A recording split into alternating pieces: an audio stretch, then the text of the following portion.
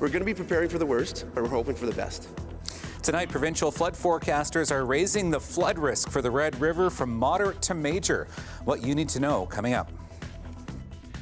This is CBC Winnipeg News.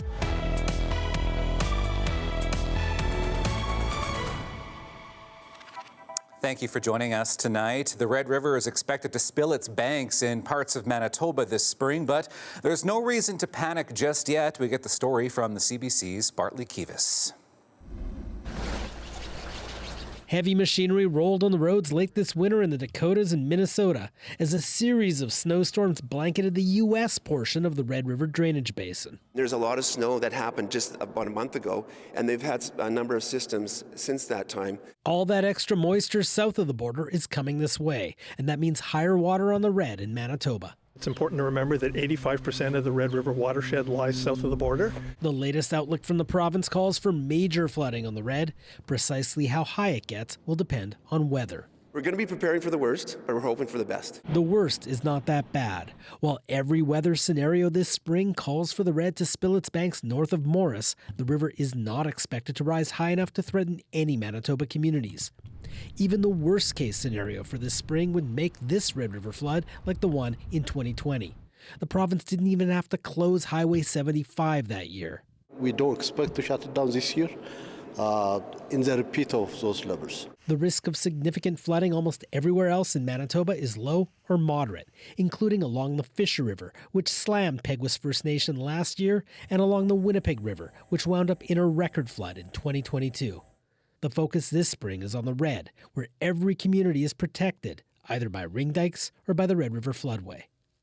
With the Red River floodway in operation, the Red in Winnipeg should not get much higher than 18 or 19 feet above normal winter ice level at James Avenue, right around where I am right now. That, in Winnipeg, is what we call a moderate flood. Bartley Kivas, CBC News, Winnipeg. Well, speaking of water, it's World Water Day, and tonight a group gathered at the Forks to raise awareness about clean water resources. Drummers joined speakers and other community activists while also calling for an end to the remaining long-term boil water advisories in Manitoba. Matthias Colombe, Shamattawa and Tatasquiac Cree Nations still have issues around clean drinking water. I think it's pretty sad and it's frustrating. It's sad because we've been talking about this for years, if not decades, and the government's really dragging its heels into dealing and addressing these issues. Activists also want to see people put more pressure on governments to protect large bodies of water. Well, Winnipeg's city budget is approved. Councillors voted today 14-2 in favor of raising property taxes 3.5%. Councillors heard concerns today about a lack of funding for major community services. The group Fearless R2W trains community safety hosts at the Millennium Library, but they only have enough money to keep them going until June. 80% of the interactions that community safety hosts have had with people that were in an escalated state ended with no police needing to be called. And Mayor Scott Gillingham says there will likely be money coming for the Millennium Library after a safety audit is complete. A Manitoba family is suing AstraZeneca Canada, alleging their son had a stroke after getting a COVID-19 vaccine.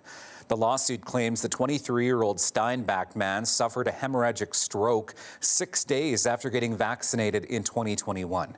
His family believes that stroke was caused by the vaccine. The man has been unable to work or care for himself since. No statements of defense have been filed, and the claims have not been proven in court. A Brandon Indigenous men's group is showcasing the power of culture in supporting men's mental health. Researchers have been documenting the impacts of the program. Their journeys are now on display at the Brandon University exhibit called A Warrior's Red Road. The development and growth that we were able to see in all of these men over that period of time is just astounding. And tonight, we get to see that on our walls. We get to share that story with our community. I moved to Brandon, and I wasn't in a really good place when I moved here. I fell into addictions when I got here. We got to go hunting, we got to go fishing, snowshoeing. We actually did some ribbon shirt making, and that's where I found my talent was sewing.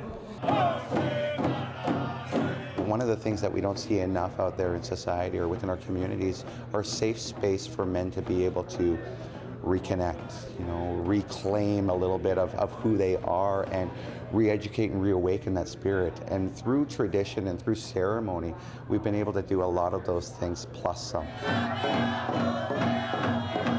We need to do this because there's a lot of men out there suffering. They don't know their identity, especially when they're incarcerated.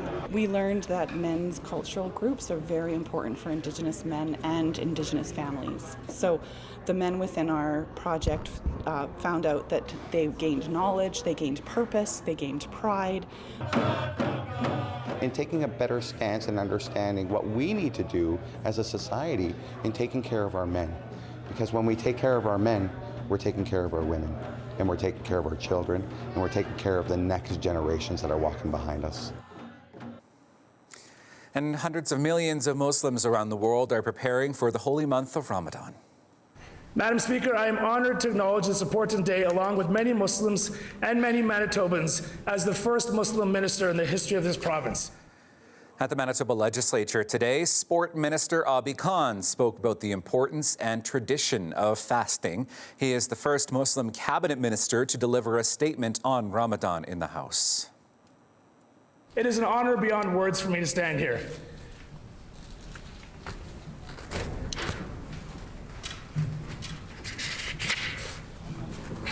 I know my late father is overcome with joy.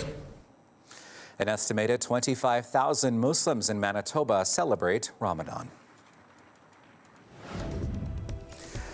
All right, let's take a live look at downtown Winnipeg. Tonight it was a nice sunny day across much of the province today, but we are expecting a bit of a change. Meteorologist John Sauder has his forecast when we come back.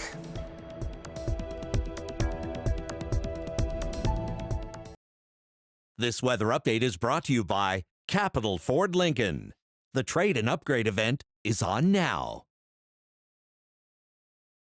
Well, as expected, last night, 2 to 3 centimeters of snow here in the Winnipeg area, much higher amounts to the southeast and out into northwestern Ontario. What I wasn't expecting is for the skies to clear so much today and clear as early as they did. Now, with that clear sky overnight, we may see some patchy fog overnight into Thursday morning. But like I say, it'll be patchy. Not everyone will see it, and then we end up with sunshine on Thursday. A little bit more cloud builds in on Friday. I'm calling it a sun-cloud mix, but late in the day, we may start to see some flurries. So that would be Friday evening.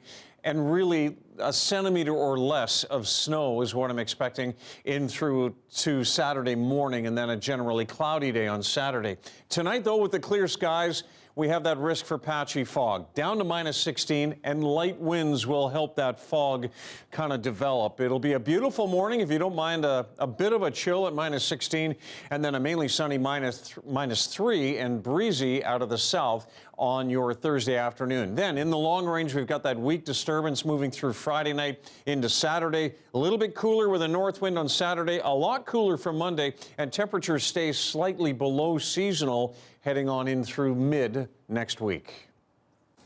Thanks, John. That is your late news for this Wednesday. Thank you for being with us tonight. We are back again tomorrow for you at 6 and 11. Have a great night.